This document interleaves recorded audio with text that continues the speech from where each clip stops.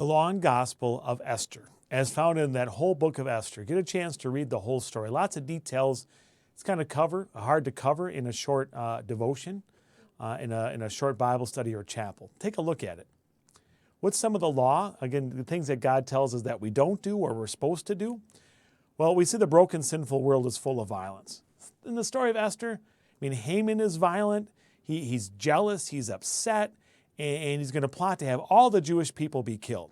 We even hear about how Mordecai overhears a plot to kill the king. There's just violence everywhere in this broken, sinful world.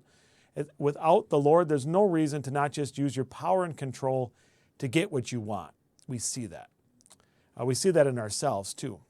In our story, people chose themselves over others. It doesn't explicitly say it, but Haman, he was mad not only at Mordecai for a personal thing, but then he wanted to get his people. Kind of a racist, ethnic hate. And people often like themselves and their culture and their people over others. We see that. And our hearts fall in that direction too. And then God's command to us is to bravely lead to save others. Mordecai and Esther had to have courage to risk themselves in order to save their people and continue to get the world ready for Jesus. And they did it bravely. Now, we don't always do that. We do not always bravely lead and courageously help others and stand up for others. Probably Mordecai and Esther would have been fine, but their people would have been killed. But they risked their own lives.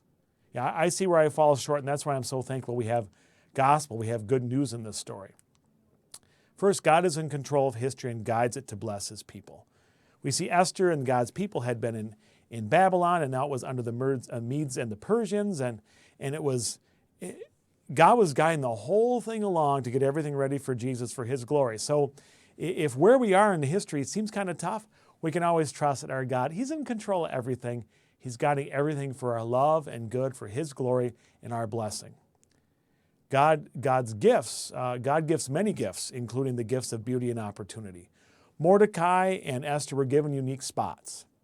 And Mordecai was given some intelligence. He was put there to overhear the plot. Esther was given beauty and influence and woo, or whatever you want to call it, that she could win the day.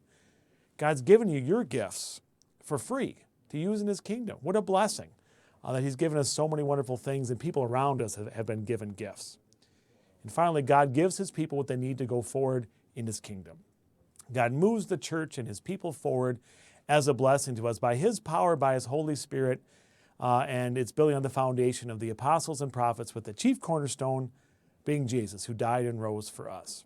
So the summary, law and gospel from Esther: mankind plots many terrible things, but God works through every evil, often in ways that are not seen, using his people to protect the church and the building of his kingdom. That's the good news and the law in Esther.